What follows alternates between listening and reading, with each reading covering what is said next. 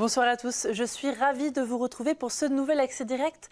Nous sommes ensemble pendant une demi-heure et voici le programme de ce soir. Nous parlerons environnement avec Régis Dick, il est directeur du Conservatoire d'espaces naturels de Savoie. Il nous fera un bilan sur l'état des espaces naturels justement dans le département. Ensuite, un peu d'humour dans cette émission avec Johan Chabot, le présentateur du festival Bride fait sa comédie qui commence dès demain et pour 3 jours. Et puis comme toutes les 6 semaines, Cécile Bouget de Francesco, présidente du club de la presse des Pays de Savoie, viendra nous faire nous donner les initiatives du département qui les tient à cœur. Je vais pas y arriver. Hein. Là, je me suis complètement perdue, Fanette. On va commencer avec toi, avec les titres du JT. Et c'est de ta faute d'ailleurs, si je suis comme ça. Et on commence avec un retour aux sources pour les tortues cistudes. Voilà, tu vas pouvoir en parler avec ton premier invité. J'étais ce matin en Chautagne pour un lâcher de tortues cistudes. Donc, ce sont ces petites tortues très mignonnes. Elles ont en fait complètement disparu de l'environnement en Savoie. Et donc, petit à petit, depuis plusieurs années déjà, elles sont réintroduites. Donc, il y a régulièrement des lâchers qui sont organisés. Donc, reportage à découvrir dans le JT. Et puis, on parlera d'économie de proximité avec Emmanuel Jaude. Voilà, c'est Emmanuel Jaude qui s'est rendu à Faverges, où le conseil régional est venu présenter une de ses initiatives, une enveloppe qui doit permettre de développer les commerces de proximité, puisqu'on le sait, il y a beaucoup de centres-villes qui se vident en fait de leur commerce. Eh bien, merci. Tu reviens tout à l'heure pour la revue de presse. Merci beaucoup, Fanette. Je te laisse retourner en régie. Il est temps pour moi de recevoir mon premier invité.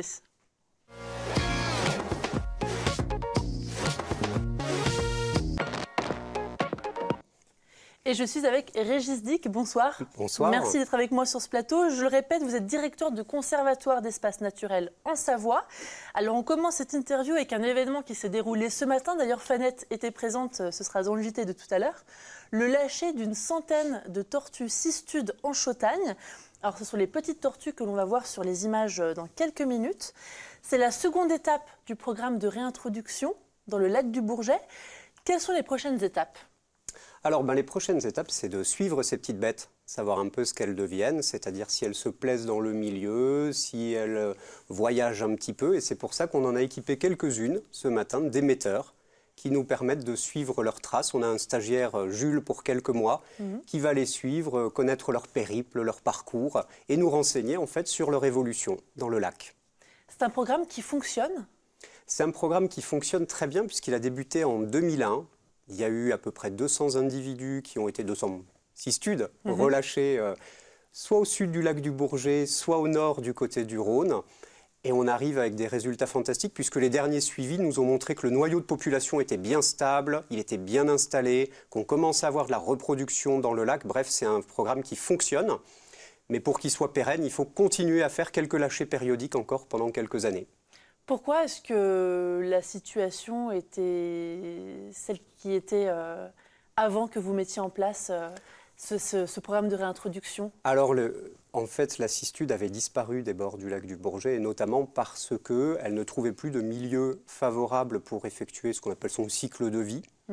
Elle ne s'y trouvait plus bien et elle a disparu. Donc, il a fallu en fait mettre en place un programme, ce qu'on a fait en partenariat avec des zoos. Et c'est pas courant, mais c'est un super partenariat. On a des parcs zoologiques d'un peu de toute la France qui, eux, développent des élevages de tortues cistudes, qui nous approvisionnent avec des juvéniles. Et quand elles sont suffisamment grandes et aguerries pour pouvoir retourner dans le milieu, on les relâche. Très bien. Après ce lâcher de cistudes, on va passer à un événement qui a eu lieu il y a quelques jours, mais c'est récent aussi. Vous avez signé à Yenne, la première obligation réelle environnementale volontariste, donc entre vous et la commune. En quoi est-ce que ça consiste ? Alors, l'ORE, obligation réelle environnementale, c'est une nouvelle forme de contrat qui est issue de la loi biodiversité de 2016. Et c'est quoi ce contrat ? C'est que vous avez d'un côté un propriétaire, en l'occurrence la commune de Yenne, et de l'autre côté un gestionnaire de biodiversité, là c'était le conservatoire. Et les deux signent un contrat avec chacun ses obligations. Et ces obligations, c'est des obligations de faire des choses ou de ne pas faire des choses. Par exemple, de ne pas couper des arbres. Des obligations de bien garder des accès réservés pour le public à certains endroits, par exemple. Et donc, ces obligations, elles sont pour une durée de 30 ans. Et l'originalité de l'ORE, c'est qu'en fait, elle est liée au bien, au marais. C'est-à-dire que si la commune revendait à quelqu'un d'autre, ces obligations persistent et se transmettent aux nouveaux acquéreurs. 30 ans, c'est une période qui est quand même longue. Pourquoi 30 ans? Eh bien, 30 ans, parce qu'en fait, c'est long, mais à l'échelle de cycle biologique, c'est court. Et puis, la commune, vous savez, elle a mis 30 ans à obtenir les parcelles, 30 ans à faire sortir ce projet. Elle a complètement bouleversé le paysage en bord de Rhône et recréé un milieu qui est fabuleux, hein, qu'on peut voir sur ces images. On avait un marais qui était en perdition. On retrouve aujourd'hui quelque chose qui va être très accueillant pour la faune et la flore. Et bien, la commune, 30 ans, finalement, on a l'impression que c'est long, mais c'est un battement de cils à l'échelle des milieux naturels.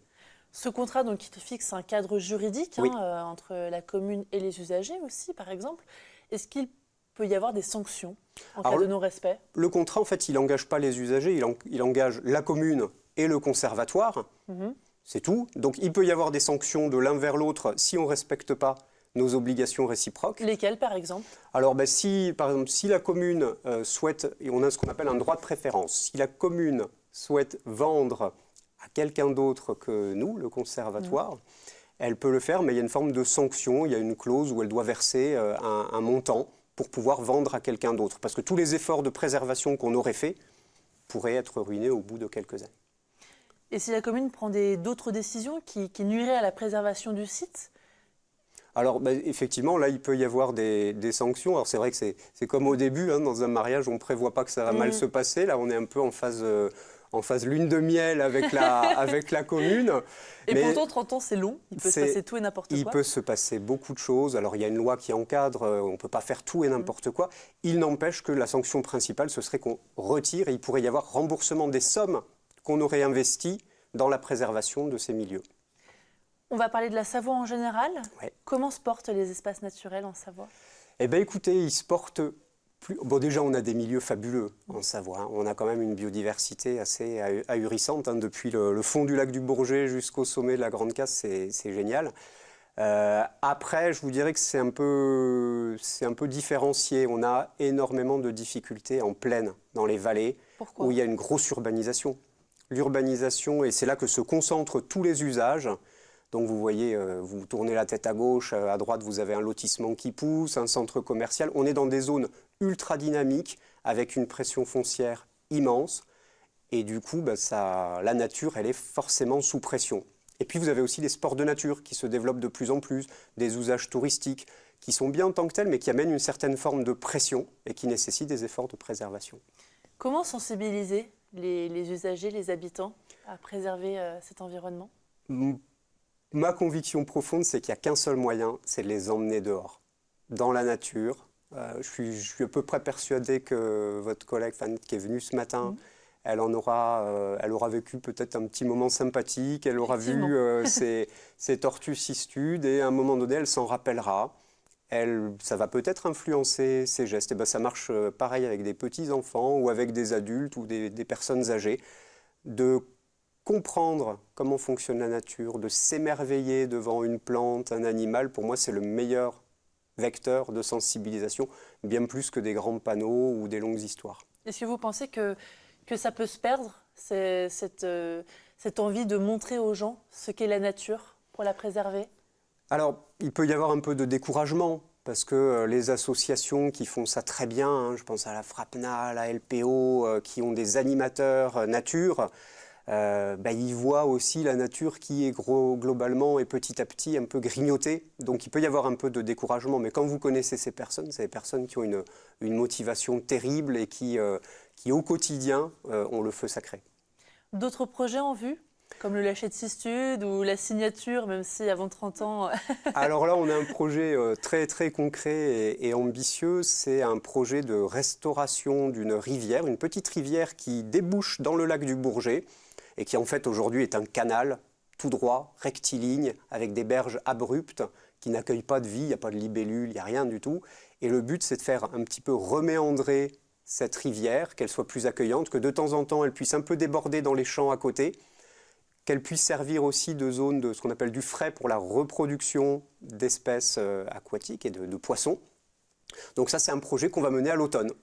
Et comment est-ce que vous faites quand vous dites Là, quand vous me montrez Alors, le là, geste. ça a l'air tout doux, Ça a l'air mais tout en simple. fait, qu'est-ce qu'on fait? On envoie des pelles mécaniques dans la rivière et on fait tout ce qu'on appelle du terrassement. Alors, ça se fait avec des entreprises de terrassement, mais qui sont quand même spécialisées dans le génie écologique. Et en fait, on crée un nouveau lit pour la rivière et on fait des adoucissements des berges. Donc ça permet de recréer la biodiversité. Tout à fait. Tout à fait. Et quand on voit ce marais qui apparaît, vous aviez à cet endroit-là des bulldozers. Il y a 6 mois, c'était des bulldozers qui poussaient pour créer les digues de l'étang. Donc la nature, elle reprend très vite ses droits. Eh bien écoutez, merci beaucoup d'avoir répondu à mes questions. Merci. Je vous laisse rejoindre la régie. Avec plaisir. À bientôt, merci. À bientôt, au revoir. Et puis, il est temps d'accueillir mon deuxième invité pour la rubrique On en parle.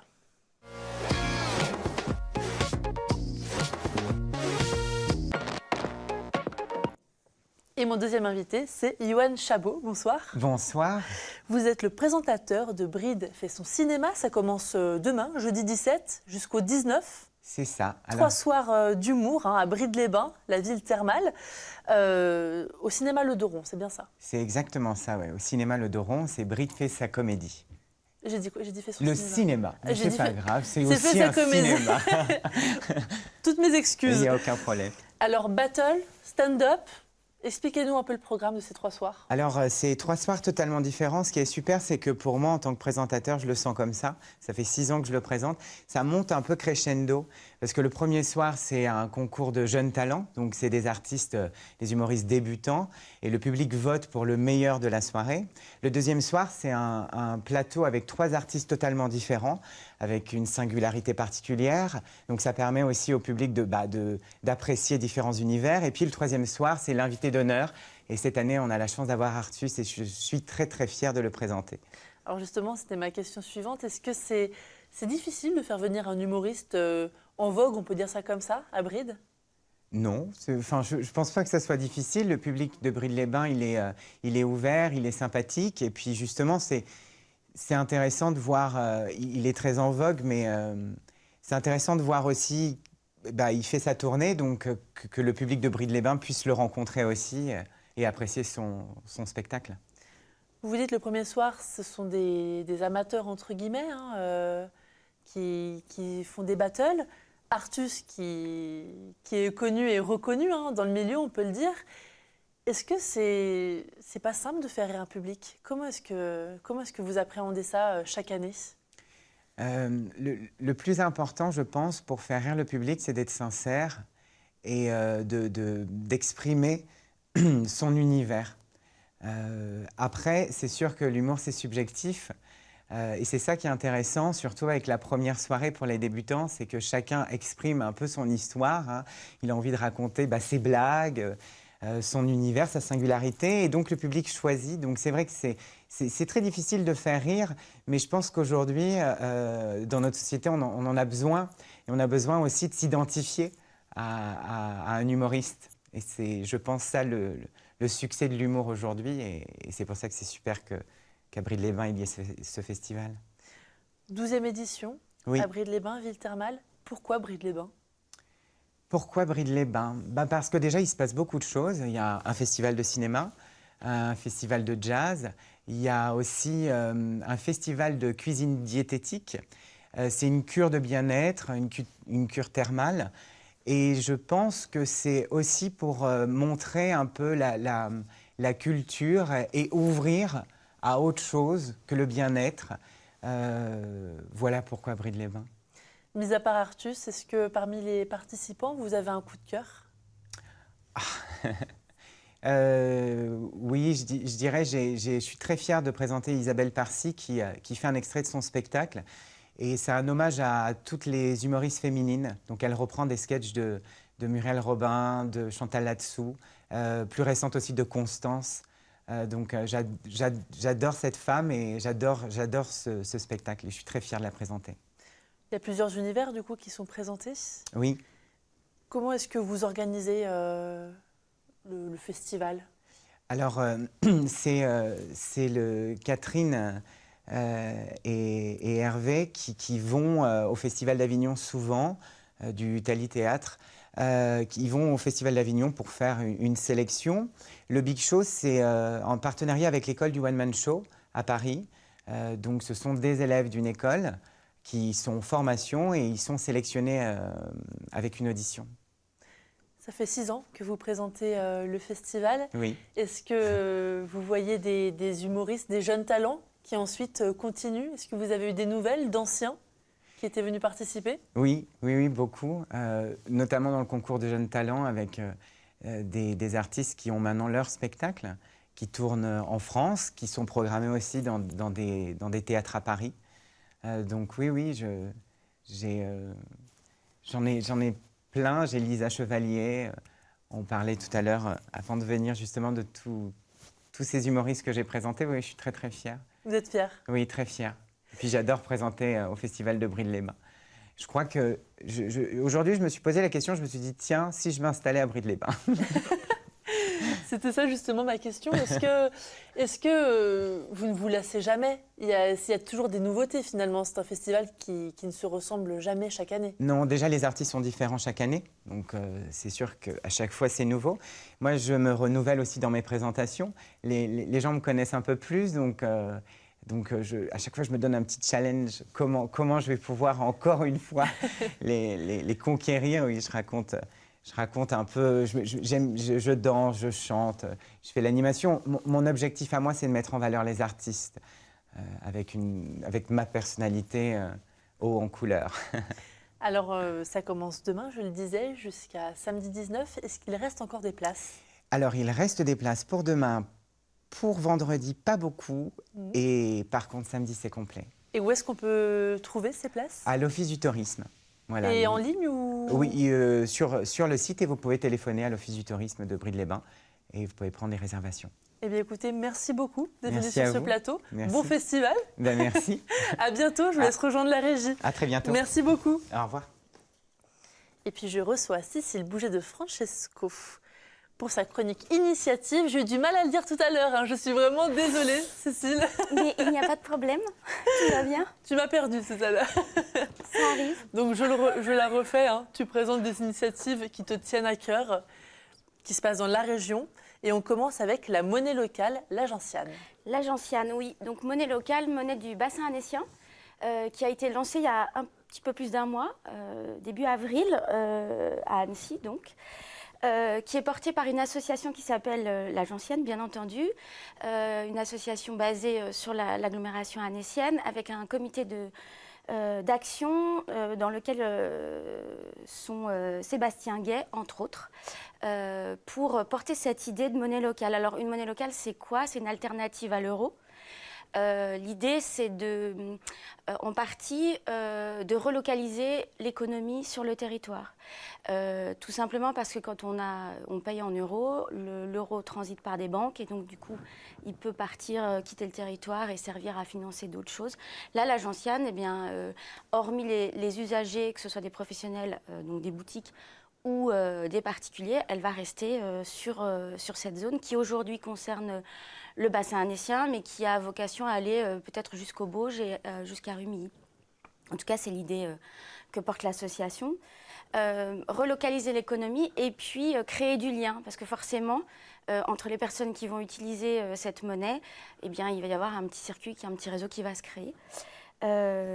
Donc en fait, sur Annecy, par exemple, on peut payer en gentiane, dans des restaurants, par exemple, il y a la bicyclette rose, pour ne pas la nommer, les épiceries Biocop, l'opticien Fournier, qui ont adhéré à ce projet. En tout, il y a une quarantaine de commerçants qui acceptent la gentiane et près de 300 usagers. Donc ça fait quand même un petit peu de monde. C'est fou, on ne dirait pas que oui. Autant de personnes l'utilisent. C'est assez étonnant parce qu'ils se posent, alors eux ne le voient pas comme ça, hein. J'en ai discuté avec Sébastien Gay, il n'y a pas de question de confiance, mais enfin tout de même, les commerçants qui acceptent soit de réaliser une prestation ou de vendre un produit contre une monnaie locale, alors à tout moment ils peuvent récupérer l'équivalent euro. La parité à 1 pour 1. Il y a une commission bien entendu, mais évidemment le but c'est que cette monnaie elle circule le plus possible et que évidemment il y ait de plus en plus de personnes qui l'utilisent. Qu'est-ce que je voulais vous dire d'autre? Ce qui est aussi étonnant, c'est que non seulement on peut faire ses achats en boutique avec une ou des gentianes, mais on peut rémunérer ses employés, se rémunérer soi-même, payer des fournisseurs.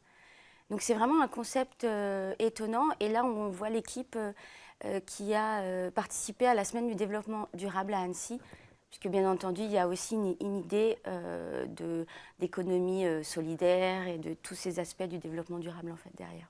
Très beau projet, j'espère. Donc ils cherchent non seulement des nouveaux adhérents, mais aussi des bénévoles, parce qu'il y a des actions qui sont prévues pour faire connaître cette monnaie locale.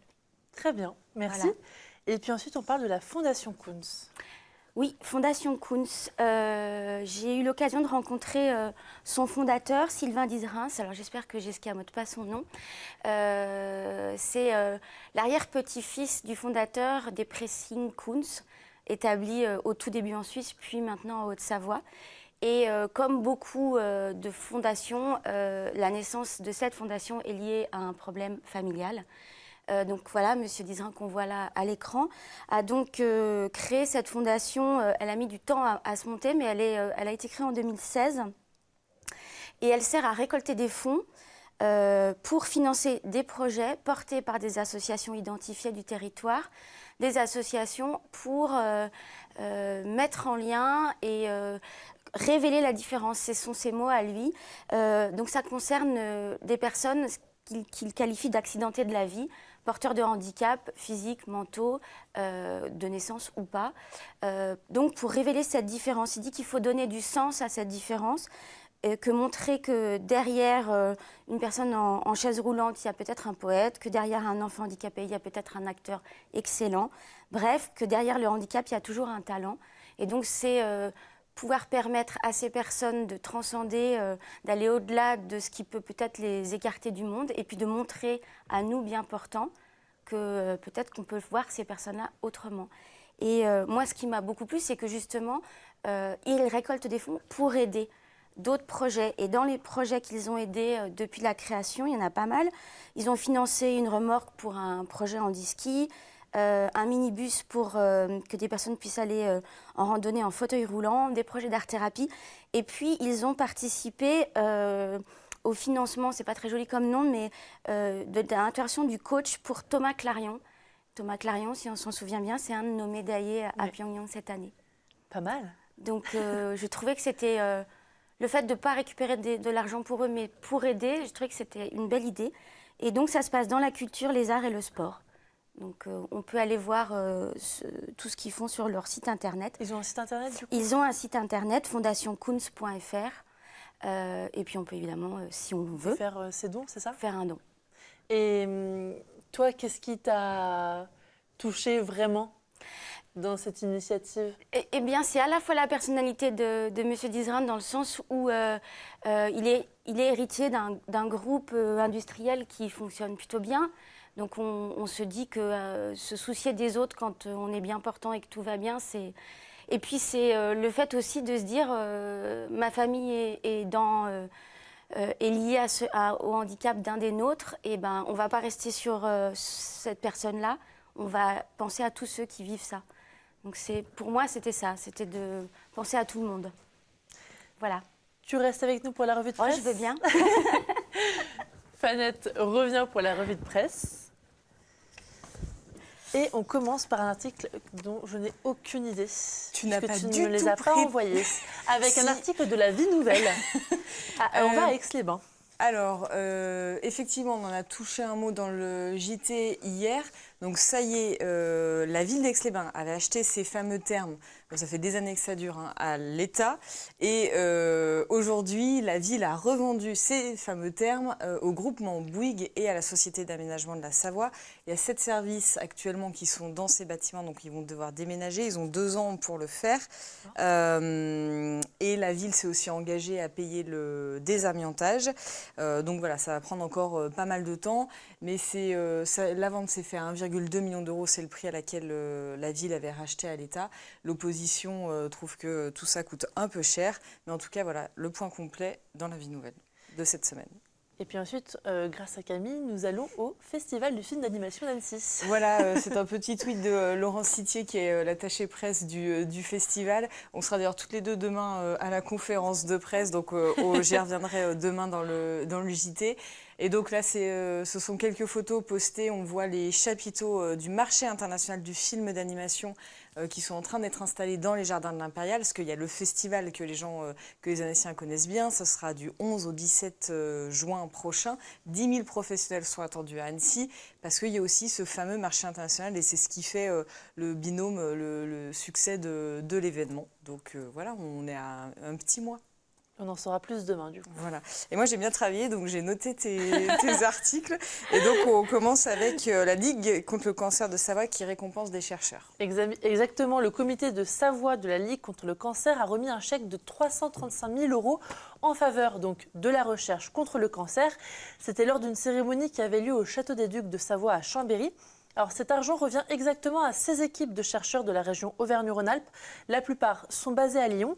Et cet argent, surtout, c'est le total des dons des particuliers comme vous et moi qui ont pu donner au comité. Alors si vous avez fait un don, votre argent est peut-être entre les mains de l'équipe du professeur Gilles Salles de l'Institut de cancérologie des Hospices civils de Lyon. C'est un des pôles d'excellence mondial dans le traitement du lymphome.